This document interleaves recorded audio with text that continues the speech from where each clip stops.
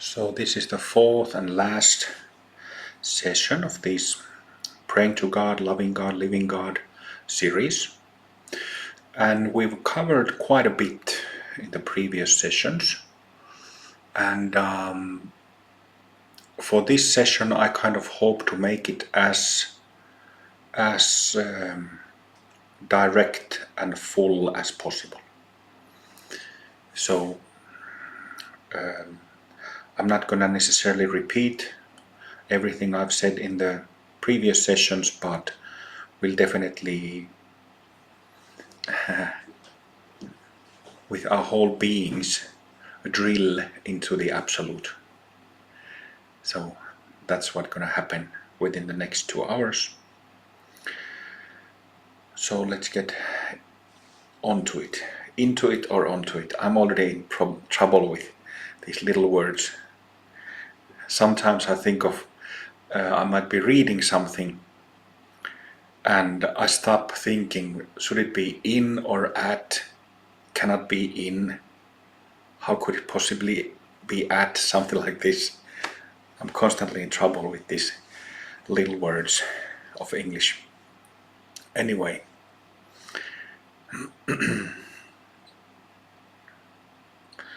so good, relaxed, upright posture. Relax completely, suddenly. So that suddenly tensions get free, like suddenly releasing 1,000 pigeons from a cage all at once.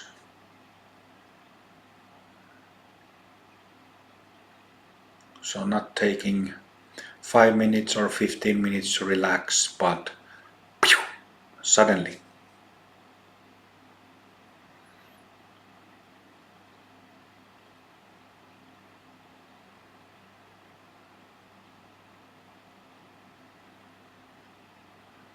And immediately it's like the dawn. Figuratively speaking, the sun begins to rise. First few rays, and more and more and more and more. The dawning of our natural, godlike, pure presence and radiance. Completely full, so rich, so much flavor, so much taste.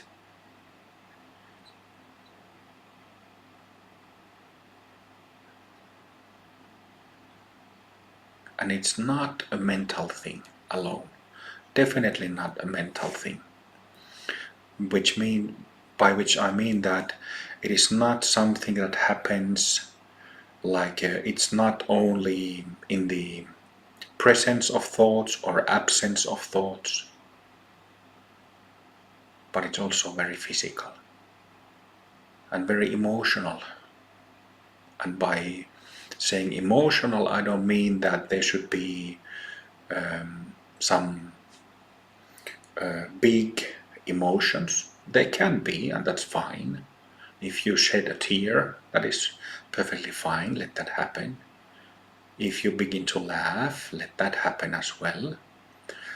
But by emotions, I mean that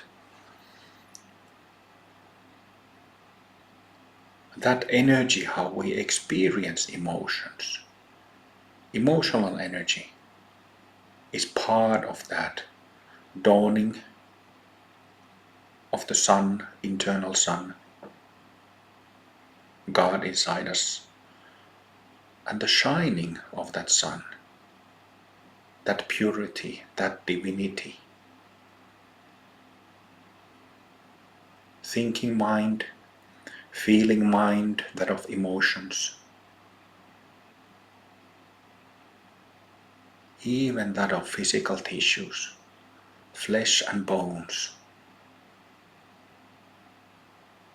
real dawning.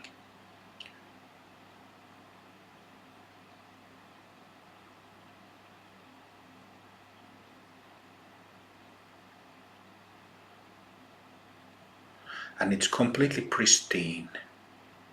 Pristine means, well, I might get into trouble when explaining fancy English words, but bear with me. But pristine means something like untouched nature.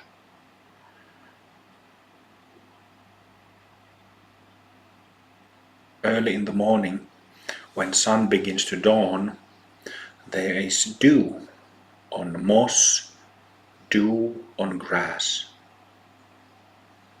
That is pristine,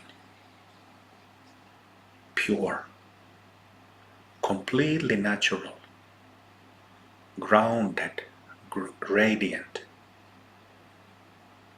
fantastic.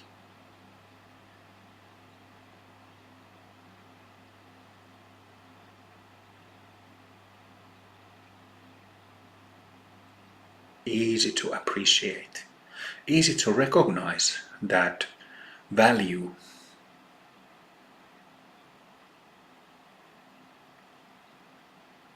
Of healthy green moss,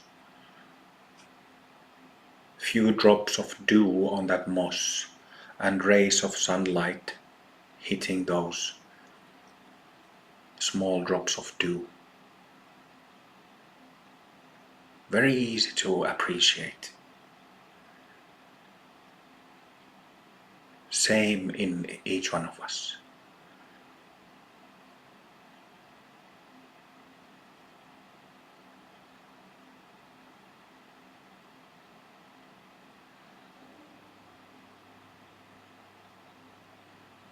So with these pointers that I'm verbally and energetically offering,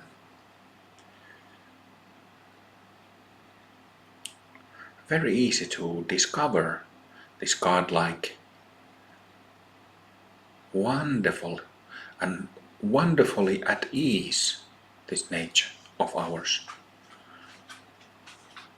There is so much repetition with phrases like perfection, great perfection, nature of mind, nature of this, nature of that, that we kind of might get numb. And when we get numb with words and phrases, then it is difficult to connect and difficult to actually get what is pointed at.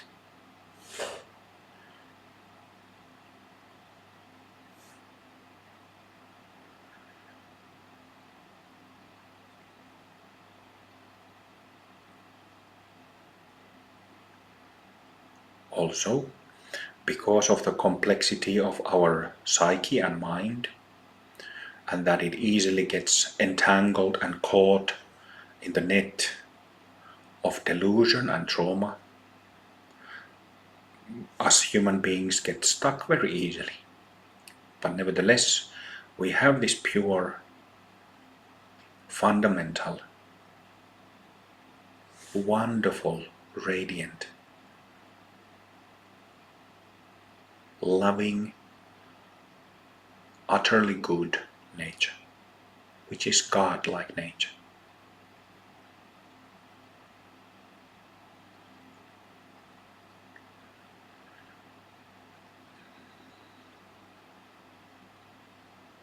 It is life-giving, this basic nature of ours, God in us. It is life-giving, life-endorsing, life-praising.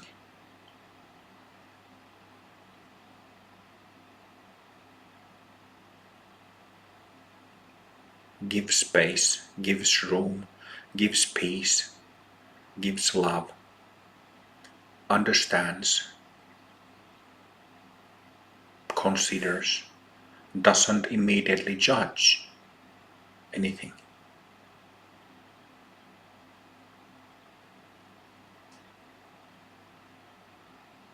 so full, so full.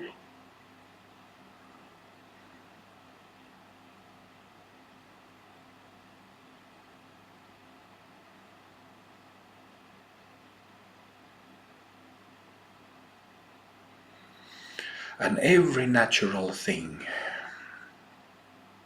we can find in physical nature rests in this basic divine radiance.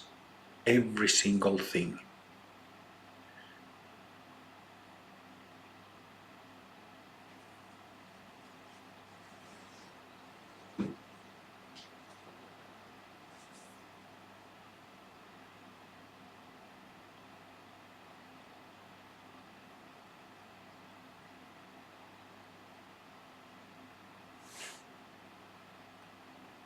So when we recognize this pure, lovely, clear, sane, loving radiance in us,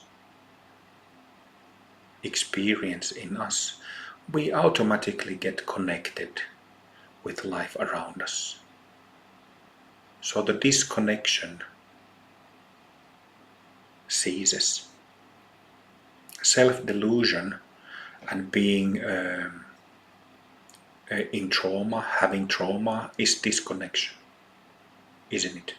And it is because of this disconnection why we feel isolated and we feel separate entities.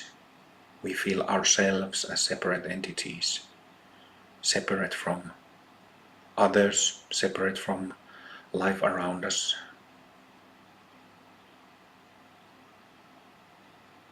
That is so-called samsara.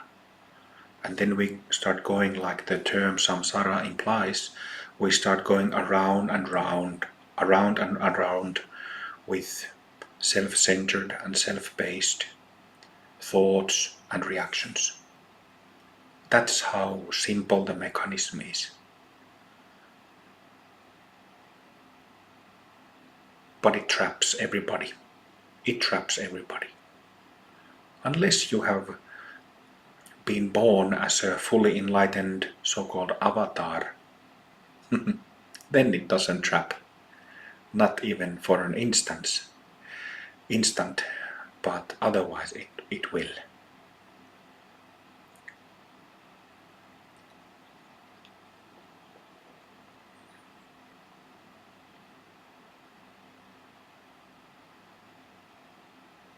So let's be like that little patch of moss on our yard, in our garden, somewhere in nature, where there's dew on top, where light, little sparks of light and tiny, tiny rainbows radiate when rays of sun hit it.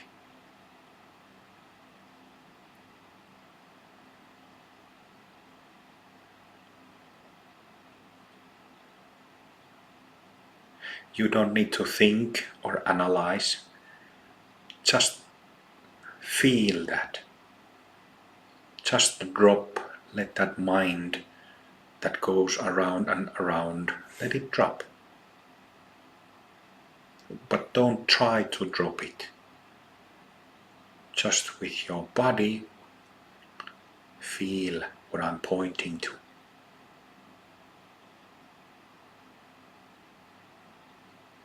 A blade of grass, or that little patch of moss. A little bird doesn't think about stuff, is not caught in the wheel of delusion.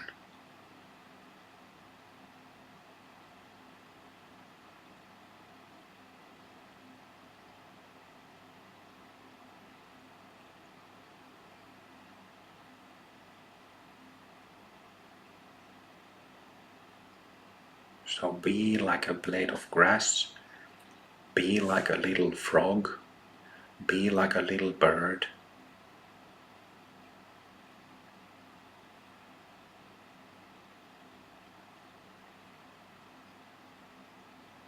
It doesn't mean all the time remaining in thoughtless state,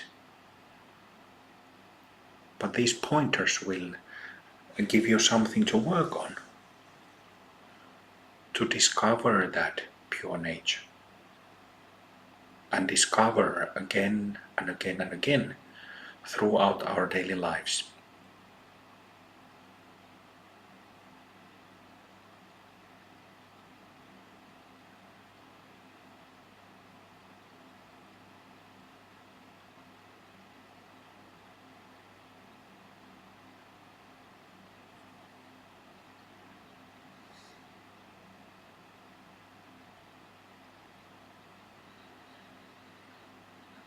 And that same aliveness that is there in a blade of grass, in a flower, in a tree, is in our bones, is in our organs, is in our circulation, is all over us. And this aliveness is sacred. It is sacred.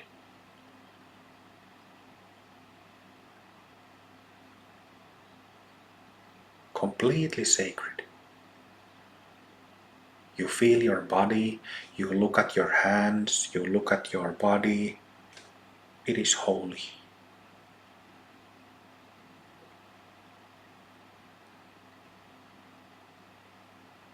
It is certainly all these views that body is impure and that body would be an impediment to enlightenment.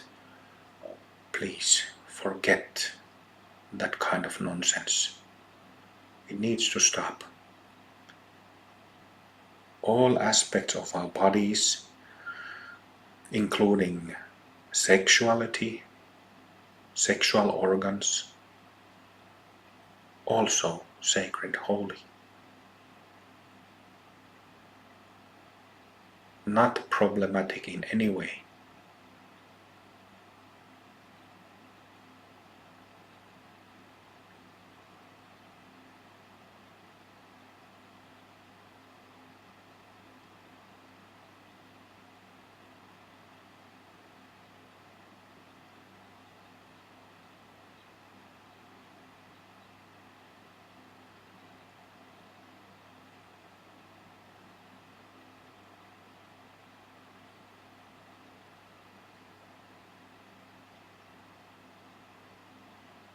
Recognizing that sober, sane,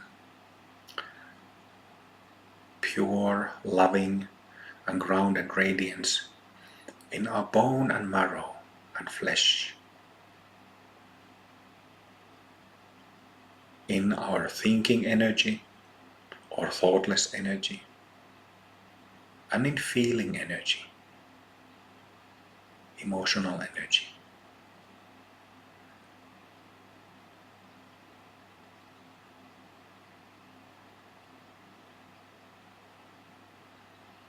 And when we recognize and when we rest, effortlessly rest in this recognition, it is very easy to see that we have already everything we need.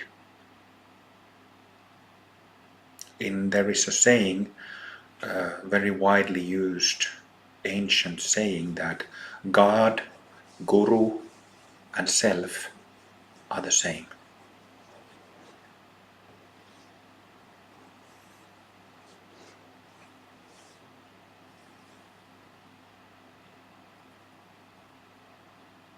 That oneself and one's Guru or teachers or lineage masters, realization and state of being are the same. And these two are also identical with God, with absolute nature. No difference. Very empowering view.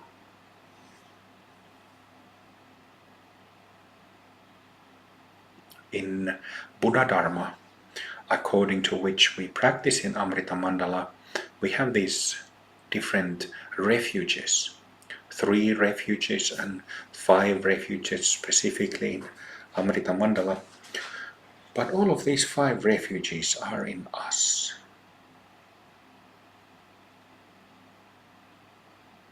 So we can take refuge in ourselves.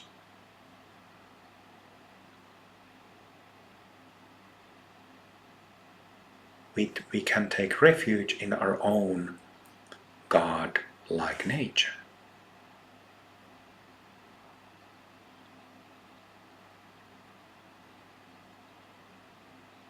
I take refuge in myself.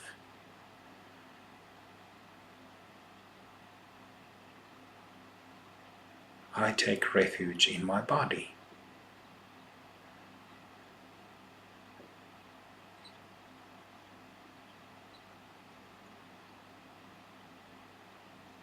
I take refuge in who I truly am.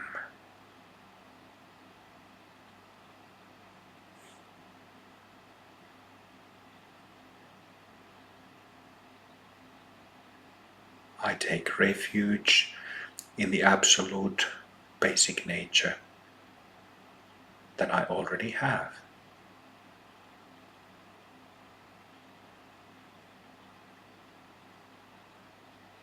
And what I already am.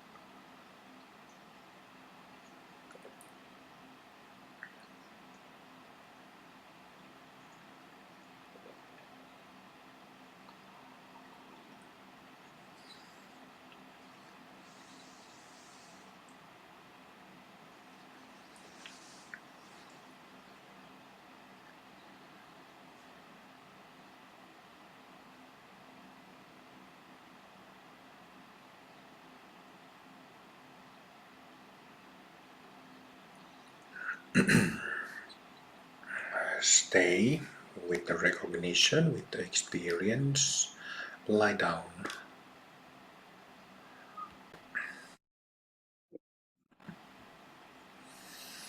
Let's continue.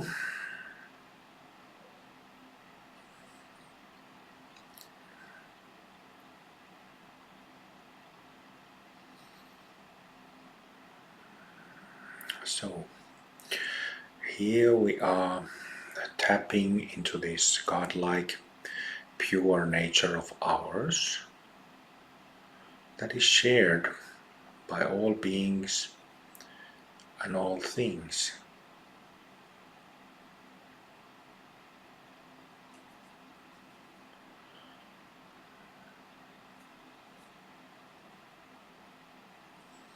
All beings and all things.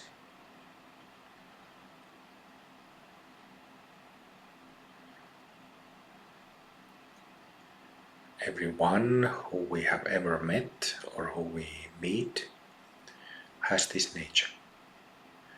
Any place where we have ever been or where we are now,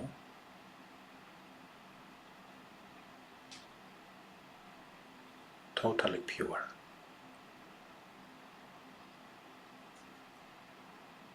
I remembered in Zen Master Hakuin's Sazen Wasan, which means like song of Zazen, song of Zen meditation, also song of realization, you could say. He says that this place is the land of lotuses, meaning that this place is a pure land, and this body, meaning our own bodies, is the body of a Buddha, is the body of enlightened being. So there's one thing that is very problematic, is that when we talk about God or Buddha or full enlightenment or Mahasiddhas, fully enlightened beings, immortals, they seem extremely lofty, very high, very distant. But it is the opposite way. Like I said, when we feel our bodies now sitting,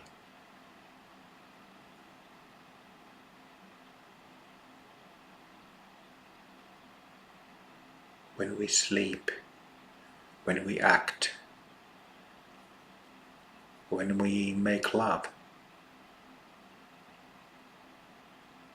when we are friends, when we are mothers and fathers,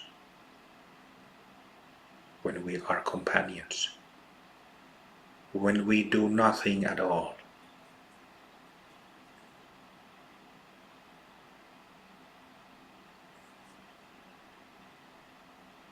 it is already perfect, already complete, already completely perfect.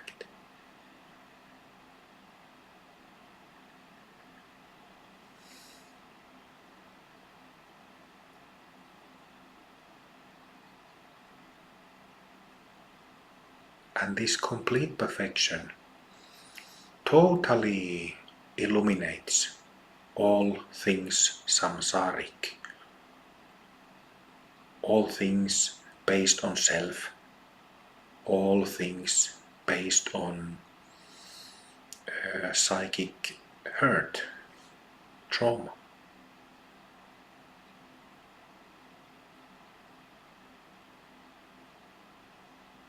So I'm not pointing to another,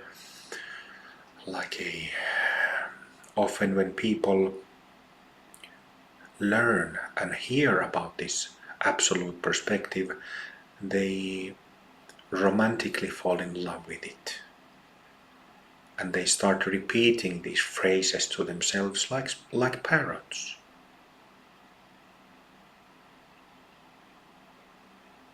But that's like a, a shot arrow completely missing its mark.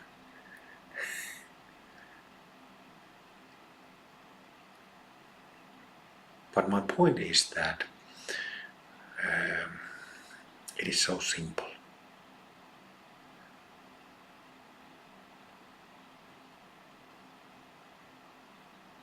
And it is entirely about each one of us and all beings. All beings is also kind of a lofty concept, but what it means is that all our neighbors, animals and humans and plants and Mother Earth under us, sky above us, our neighbors' neighbors, their neighbors' neighbors, and so on, including all beings. That is the perfection.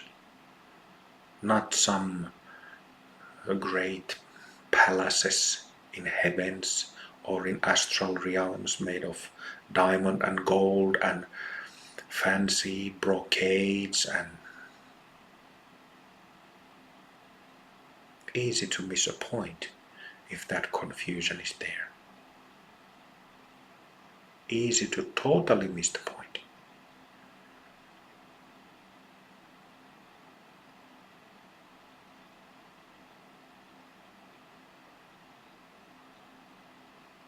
This place is the land of lotuses,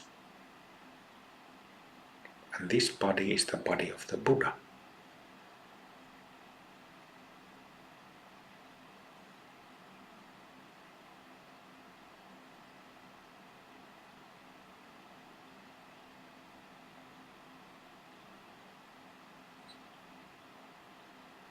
What is the body of a Buddha? What does it mean, Buddha?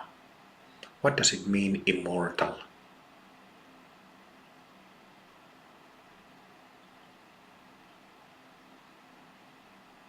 We are resting wonderfully in this basic pure radiance of ours together. And this being is Buddha. Being wakeful like this, being embodied effortlessly like this, is being a Buddha. If we want to be a bit technical, there are something called cessations,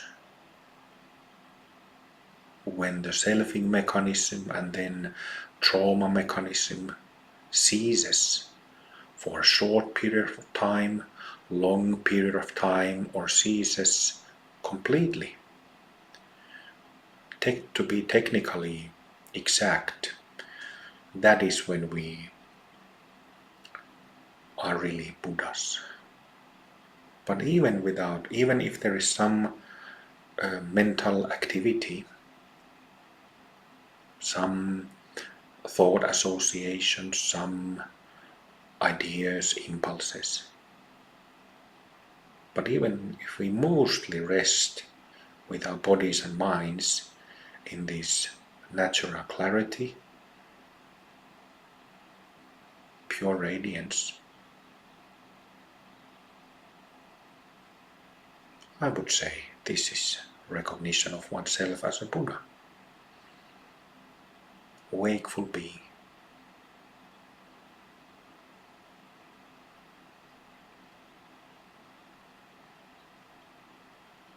But what does it mean when Buddhas are also called immortals? Xian is the term, Chinese term, Xian. Mahasiddha is the term in Sanskrit. Can't remember the Tibetan term. What does it mean? Immortal. Immortal means deathless. Someone who's deathless. Recognize this nature of yours and ask, what does deathlessness mean? What could it mean?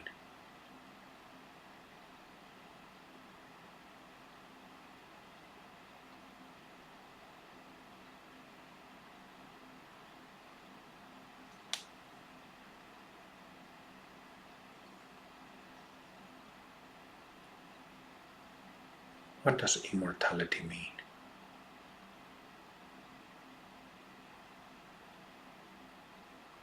It means that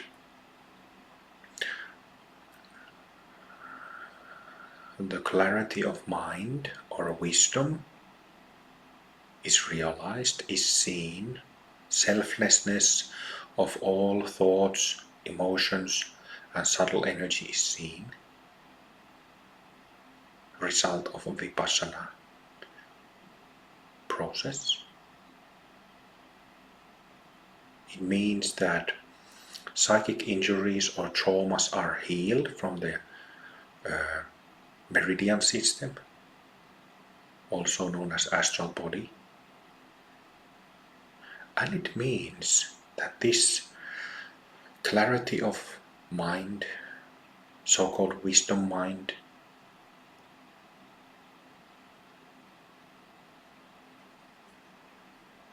as well as the aliveness, lovingness, compassion, it reaches physical cells also. You could say that basic awareness, this God nature, comes to touch and comes to cover the physical body. Hard tissues, soft tissues.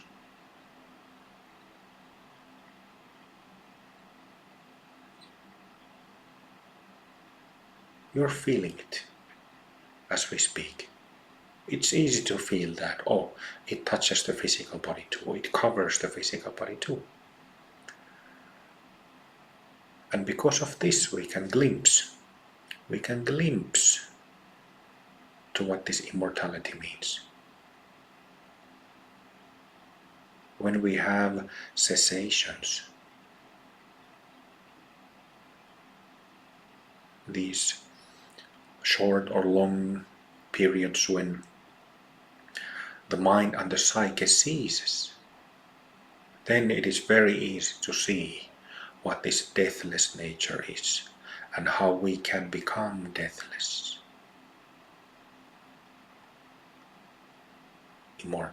immortals.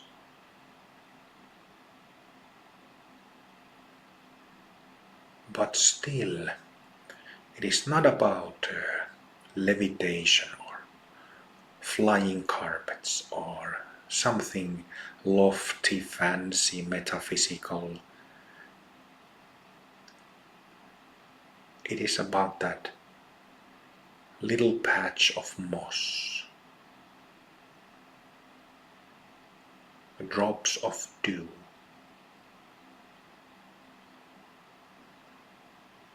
a little frog there sitting on a branch,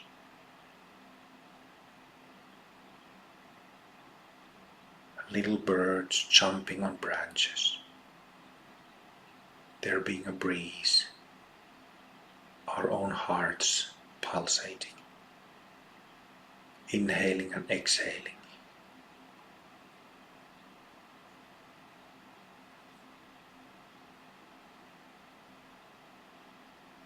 Thinking, feeling, being inspired, being held,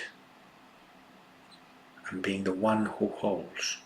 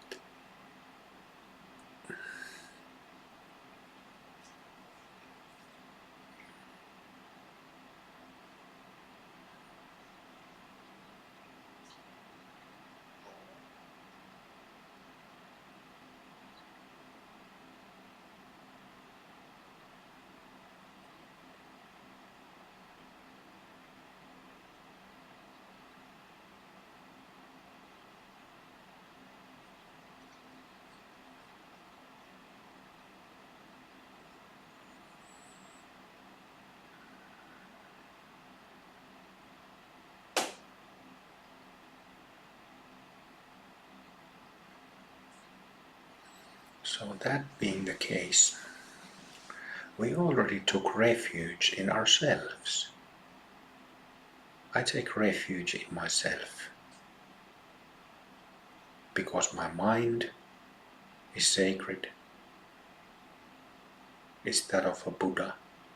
The body is sacred, is that of a Buddha.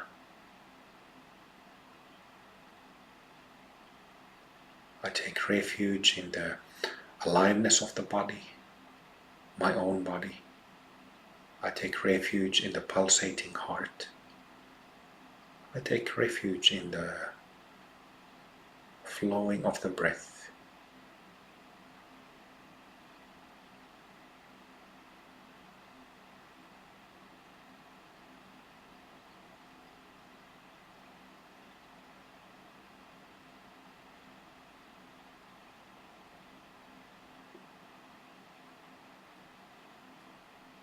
But we can also take refuge in everything around us. Because everything around us is the countless myriad expressions of Buddha nature. And therefore we are surrounded by countless Buddhas.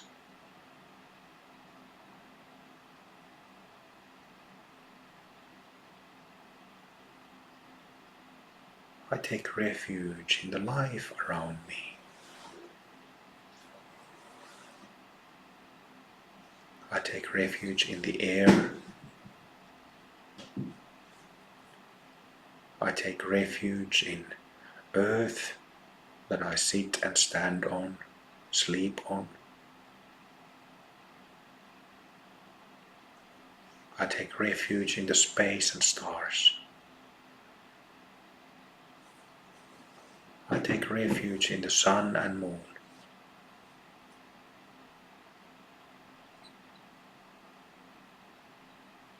Trees and rivers, mountains and plains.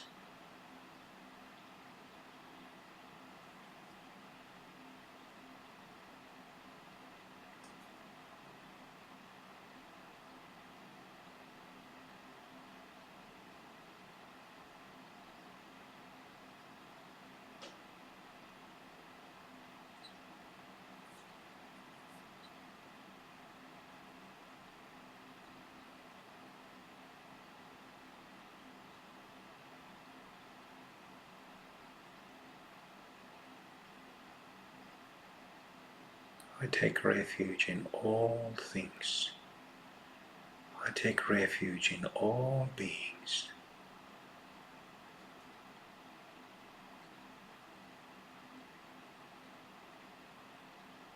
Who are nothing but Buddhas, enlightened, pure beings.